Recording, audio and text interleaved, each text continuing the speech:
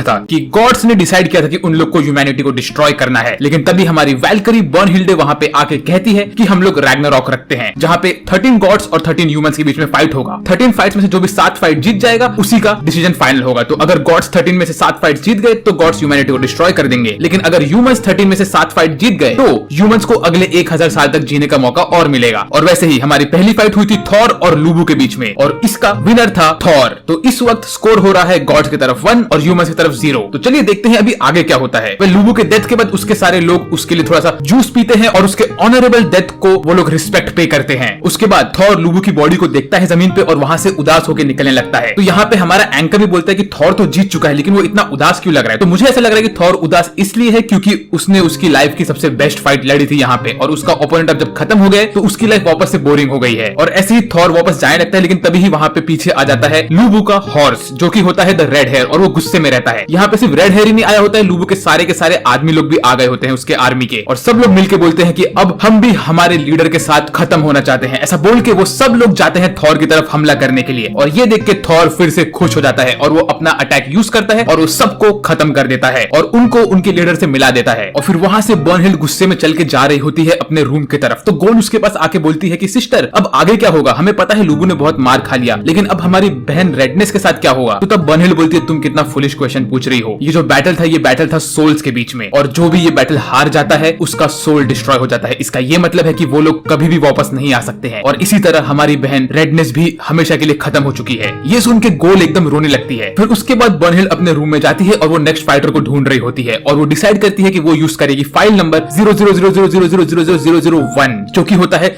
The very first human. और फिर हमें अगले सीन में इस वेरी फर्स्ट ह्यूमन की एंट्रेंस दिखाते हैं। ये आता है एक बड़े से पिलर के ऊपर चढ़ के, और सारे के सारे एनिमल्स इसकी तरफ दौड़ दौड़ के आते रहते हैं। और ये वेरी फर्स्ट ह्यूमन कोई और नहीं होता है बल्कि होता है एडम। और फिर उसके बाद हमारा एंकर बोलता है कि अब देखते हैं एडम के साथ कौन लड़ने वाला है, और ये कोई और नहीं, ये है सबसे खतरनाक हिंदू गॉड शिवा। लेकिन यहाँ पे शिवा नहीं आते हैं, यहाँ पे तो कोई और ही आता है, और ये होता है हर्मिस, जो यहाँ पे आके अपने वायलिन को बजा रहा होता है। हर्मिस को देख के तो बर्नहिल्ड खुद कन्फ्यूज हो जाती है। वो कहती है कि हर्मिस का तो नाम ही नहीं था रोस्टर में, तो वो क्यों यहाँ पे आ गया है? लेकिन हर्मिस के पीछे कोई और भी आता है, और वो होता है जूस। जूस यहाँ पे आने के बाद हर्मिस के साथ डांस करना स्टार्ट कर देता है, और हर्मिस एक से एक अच्छे गाने बजाता है, और जूस अपना दिल खोल के नाचता है, और नाचते ही नाचते वो अपनी बॉडी को मसल अप करता है। पूरी बॉडी उसकी मसल से भर जाती है और बल्कअप हो जाती है। तो जो दुबला पतला मरियल सा जूस रहता है वो एकदम से पावरफुल मस्कुलर जूस बन जाता है। अगर वीडियो मजा आ रहा है तो सब्सक्राइब कर लो यार, हम लोग 50,000 सब्सक्राइबर्स तक पहुंचने वाले हैं, तो कर लो यार सब्सक्राइब। और जूस को देख के सारी की सारी ऑडियंस एकदम से खुश हो जाती है, क्योंकि उसका डांस इतना अमेजिंग होता है, और उसके बाद जिस तरह से वो अपना ट्रांसफॉर्मेशन खोलता है, उसके पैर पहले फुल जाते हैं उसके पूरे मसल से, और उसकी पूरी अपर बॉडी भी मसल से भर जाती है, और ऐसे जूस खड़ा हो जाता है एडम के अगेंस्ट। जूस की एंट्रेंस तो बहुत ही ज्यादा अमेजिंग होती है, क्योंकि वो है the God father of Cosmos, GFOC। उसकी एंट्रेंस में फटाके भी फूटने लगते हैं। तो अब फाइट स्टार्ट होने के पहले मैं आप लोग को वही सेम क्वेश्चन पूछने वाला हूँ। आपको क्या लगता है ये फाइट के एंड में कौन जीतेगा? क्या जूस जीतेगा कि एडम जीतेगा? वापस से बोल रहा हूँ, चीटिंग नहीं करना है, पहले कमेंट करना है, उसके बाद वीडियो खत्म करना है, क्योंकि मैं जानना चाहता हूँ कि किसका गेस करेक्ट हो सकता है और किसका गेस रॉन्ग हो सकता है। फिर हमें अगले सीन में दिखाते हैं कि असल में यहाँ पे चेंज क्यों हुआ था, कि शिवाजी की जगह पे जूस कैसे आए थे यहाँ पे। तो हमें दिखाते हैं कि शिवाजी रेडी होते रहते हैं उनके बैटल के लिए, वो अपने एंट्रेंस के लिए रेडी रहते हैं। वो बोलते हैं कि अब अगला राउंड मेरा है, ऐसा बोल के वो आगे चलते रहते हैं, लेकिन तभी जूस आते हैं उनके पीछे से, और वो उनको कहते हैं कि सेकंड राउंड में मैं लड़ूंगा। तो शिवा उनसे कहते हैं कि नहीं, को नहीं लड़ना चाहिए, ये मेरा राउंड है तो मैं लड़ूंगा। तो जूस बोलते हैं नहीं, सेकंड राउंड में मैं लड़ूंगा। ये देख के शिवा थोड़ा भड़क जाते हैं जूस के ऊपर। वो कहते हैं अरे भाई ये मेरा राउंड है तो मुझे लड़ने दो, अगर तुम्हें जाना है तो पहले तुम्हें मुझसे फाइट करना पड़ेगा। तो जूस बोलता है कि ठीक है हम फाइट कर सकते हैं। फिर शिवा जूस को देखते हैं और बोलते हैं अच्छा ठीक है, तुम्हें अगर लड़ना ही है तो तुम चले जाओ, मैं अब फाइट नहीं करने वाला हूँ तुमसे, मैं अपनी एनर्जी को मेरे ओपोनेंट के लिए बचा के रखना चाहता हूँ। और शिवा बोलते हैं कि मैं हमेशा अपने एल्डर्स की रिस्पेक्ट करता हूँ, तो अब जा सकते हो।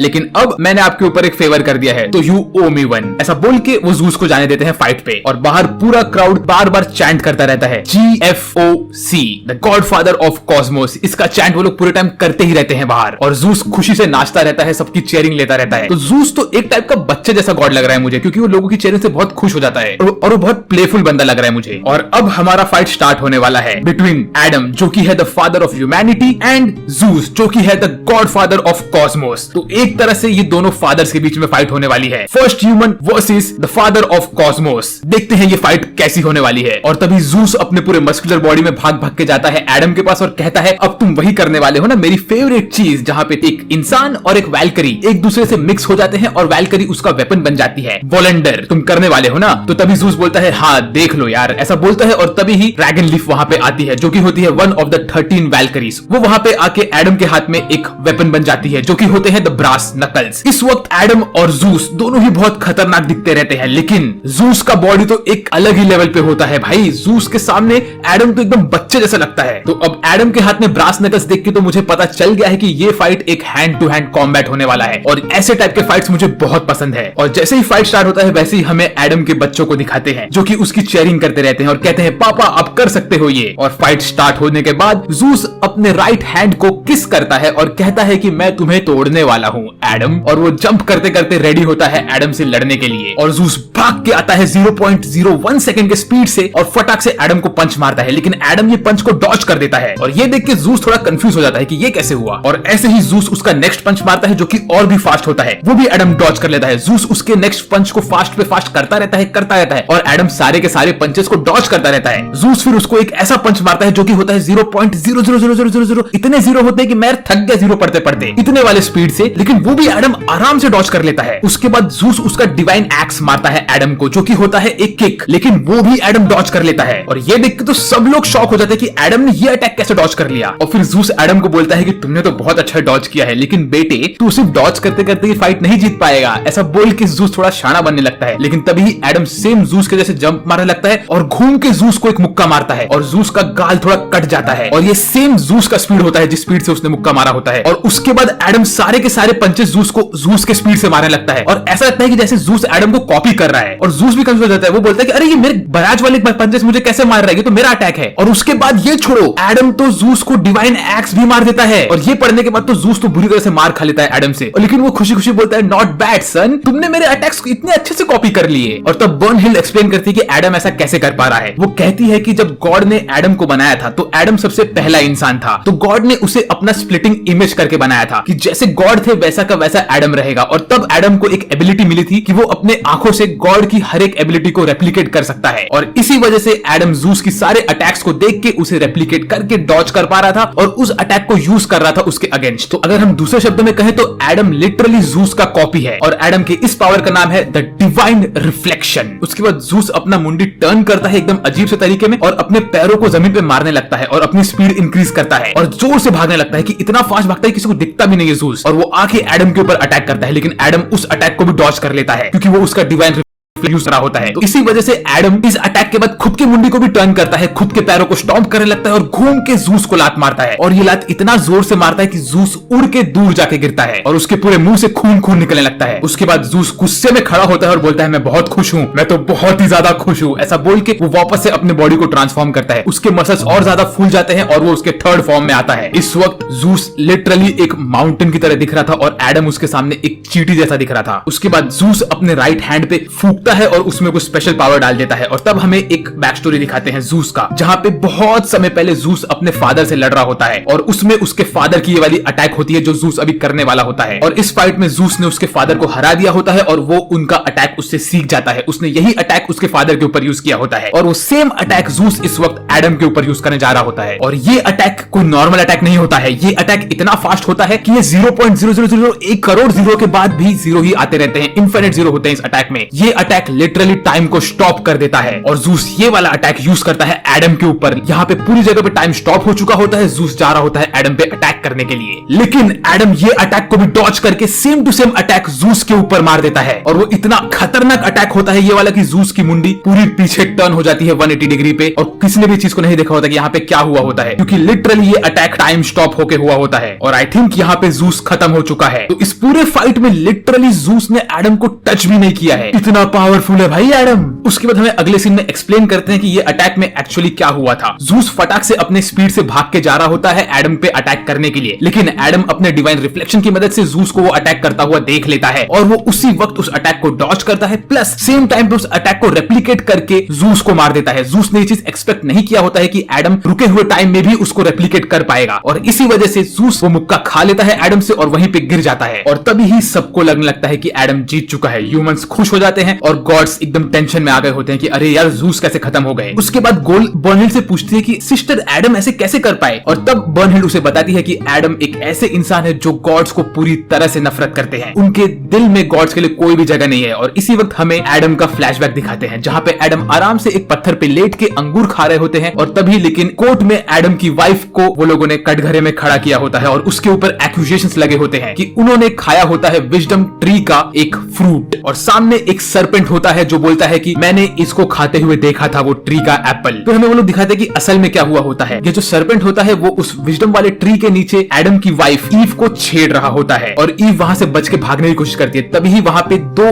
बर्ड्स आते हैं और वो इस सर्पेंट के ऊपर हमला करते हैं, और इस वजह से ईव को मौका मिल जाता है वहां से भागने का। और ईव जब वहां से भाग जाती है तो ये सर्पेंट खुद ही वो एप्पल लेता है और उसको काट लेता है। उसके बाद वो यहाँ पे कोर्ट में आके झूठ झूठ बोलता है कि वो एप्पल को ईव ने खाया था, और इस पूरे कोर्ट में हर एक जगह पे सिर्फ भगवान ही भगवान होते हैं। तो वो लोग इस सर्पेंट की बात मान जाते हैं और ईव को गुनहगार घोषित कर देते हैं। लेकिन तभी ही कोर्ट में एंट्री होती है एडम की। एडम यहाँ पे आता है अपने साथ दो बास्केट लेके, और उन दोनों बास्केट में सारे के सारे विजडम वाले एप्पल्स होते हैं, और वो सारे एप्पल्स को खाता है और थूक के फेंक देता है और बोलता है कि ये बहुत बेकार है। ऐसा बोल के वो गॉड्स के सामने एक बहुत बड़ा सिन कमिट कर देता है। उसके बाद वो ईव के पास जाता है और बोलता है कि ईव मैं तुम्हारे साथ ही रहने वाला हूँ, तुम टेंशन मत लो, तुम और मैं साथ में जाएंगे अर्थ पे, यहाँ पे गॉड्स की दुनिया में हमारी कोई जगह नहीं है। लेकिन सर्पेंट ये सब देख के बहुत भड़क जाता है एडम के ऊपर, और वो अपने मेन खतरनाक रूप में आता है और एडम के ऊपर हमला करने जाता है। लेकिन इसी वक्त एडम अपना डिवाइन रिफ्लेक्शन यूज करता है और वो सर्पेंट के हाथ को कॉपी कर लेता है, और कॉपी करने के बाद वो नेक्स्ट अटैक में सर्पेंट को काट देता है। उसके बाद एडम और ईव दोनों ही चल के अर्थ पे पहुंच जाते हैं। फिर हमें अगले सीन में दिखाते हैं कि ईव फाइट में भी बैठी हुई होती है और वो एडम को कांग्रेचुलेट करती है क्योंकि वो जीत गया होता है। और यहाँ पे सारे के सारे ह्यूमंस एकदम खुश हो गए होते हैं कि एडम जीत चुका है।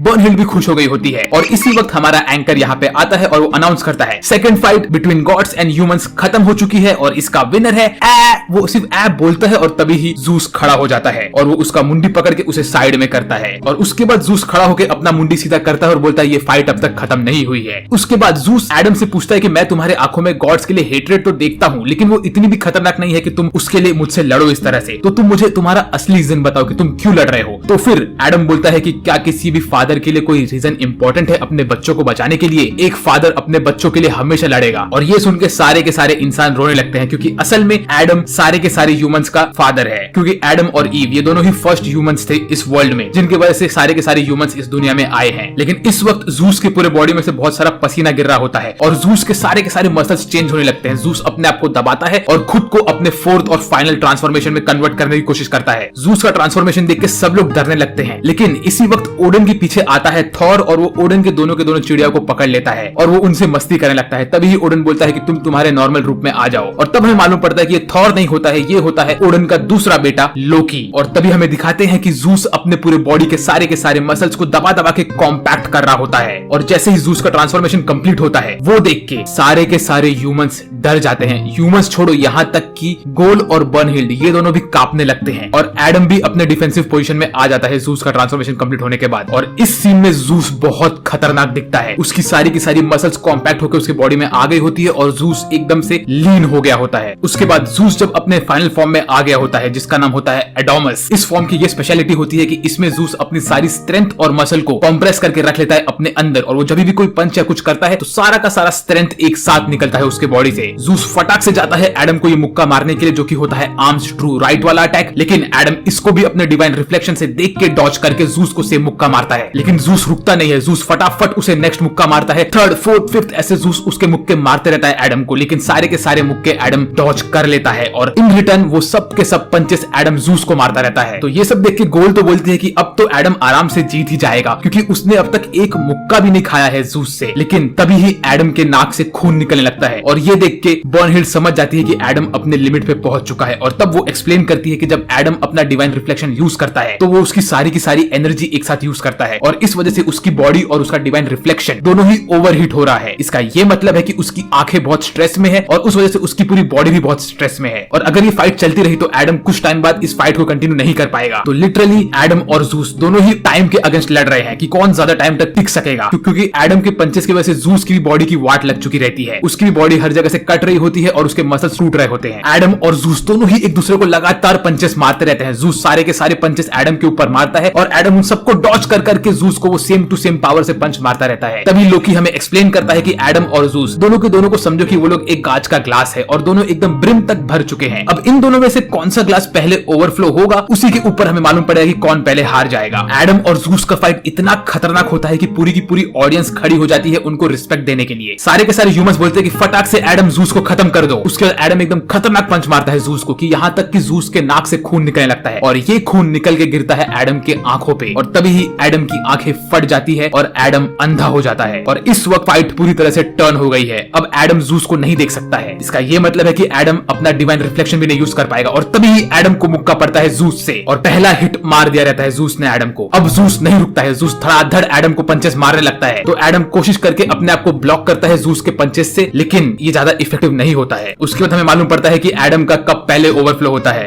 ये देख के सारे के सारे ह्यूमंस रोने लगते हैं और बोलते हैं कि प्लीज इस फाइट को बंद कर दो, प्लीज प्लीज इसे बंद कर दो। लेकिन एडम इस फाइट को बंद नहीं करता है क्योंकि उसे सुनाई देता है कि एक बच्चा भी रो रहा होता है। तब एडम बोलता है कि मेरा एक बच्चा रो रहा है और मुझे उसे चुप कराना है। ऐसा बोल के वो जूस से एक और खतरनाक पंच खाता है। लेकिन इस वक्त एडम अपना दिमाग लगाता है और वो फटाक से जूस का सर पकड़ लेता है और बोलता है ये पंच खाने के बाद अब मैंने तुझे पकड़ लिया है जूस, भले ही मैं तुझे देख नहीं सकता लेकिन अब मुझे पता है कि तू कहाँ है। उसके बाद एडम जूस को पकड़ के रखता है और जूस को पंचेस मारता रहता है, लेकिन जूस भी सामने से एडम को पंचेस मारता रहता है। ये बात ध्यान रखो कि एडम देख नहीं सकता है, तो एडम सारे के सारे पंचेस खा रहा है जूस से। इस वक्त जूस और एडम दोनों ही एक दूसरे को पंचेस मारते ही रहते हैं और ऐसे ही एडम अपना फाइनल पंच मारता है जूस को और वो पंच खाने के बाद जूस जमीन पे गिर जाता है और उसकी सारी की सारी मसल्स उसके बॉडी में वापस से आ जाती है और जूस एकदम अपने दुबले पतले स्टेट में आ जाता है। और तब जूस बोलता है कि ये मैच खत्म हो चुका है। तो तब सबको लगता है कि एडम जीत गया और सब लोग खुश हो जाते हैं, लेकिन तभी ही वो लोग देखते हैं एडम की तरफ और एडम अपने लास्ट पंच वाले पोज में ही खत्म हो गया रहता है। और तब जूस बोलता है कि अगर ये एंड्योरेंस की फाइट होती तो एडम तुम मुझसे जीत जाते, लेकिन तुम्हारे डिवाइन रिफ्लेक्शन ने इतना तुमसे पावर खींच लिया कि तुम लड़ते लड़ते खत्म हो गए। और तभी ही जूस बोलता है कि एडम तो बीच फाइट में ही खत्म हो गया था, लेकिन खत्म होने के बाद भी वो मुझसे लड़ रहा था और मुझे पंचेस मारे जा रहा था। एडम तुम बहुत सही थे यार। और ये होने के बाद एडम की बॉडी टूट जाती है और एडम और वो वैल्करी दोनों ही एक साथ खत्म हो जाते हैं। लेकिन इस फाइट से एडम ने ह्यूमैनिटी को दिखा दिया है कि गॉड्स को भी हराया जा सकता है। अगर ये फाइट थोड़ा और चलता या अगर एडम लड़ते लड़ते खत्म नहीं हुआ होता तो जूस खुद कहता है कि वो हार चुका था ये फाइट में। और एडम और जूस की फाइट टोटल चली थी 7 मिनट 13 सेकंड्स के लिए। और तभी ही गोल भाग भाग के जाती है बर्नहिल्ड के पास और वो बोलती है कि अब क्या हुआ, अब हमारी सिस्टर क्यों खत्म हो गई। इस वक्त तो वेपन नहीं टूटा था। तब बर्नहिल्ड उसे कहती है कि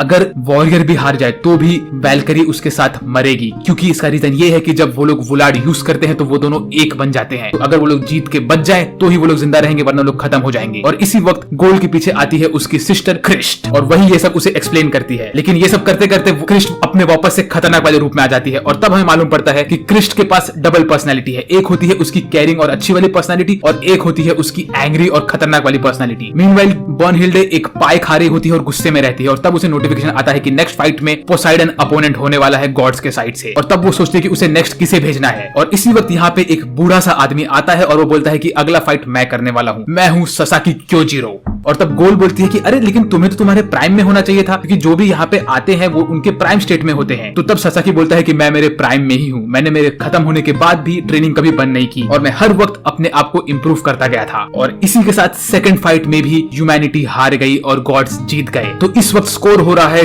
2-0। गॉड्स 2 फाइट जीते हैं और ह्यूमैनिटी एक भी नहीं। और अब नेक्स्ट फाइट होने वाला है पोसाइडन और ससाकी कोजिरो के बीच में। तो देखते हैं इस फाइट में क्या होगा। तो इसे देखने के लिए आप लोग चैनल को सब्सक्राइब कर लो, क्योंकि मैं इसका वीडियो कल के कल लाने की कोशिश करूंगा। अगर कल नहीं ला पाया तो एक दिन बाद लेके आऊंगा, लेकिन इसे मिस बिल्कुल मत करना, क्योंकि ये फाइट बहुत खतरनाक होने वाला है। वेल, आज के लिए मेरे तरफ से बस इतना ही। मेरा नाम है साजिद और मैं बात करूंगा आपसे अगले वीडियो में। तब तक के लिए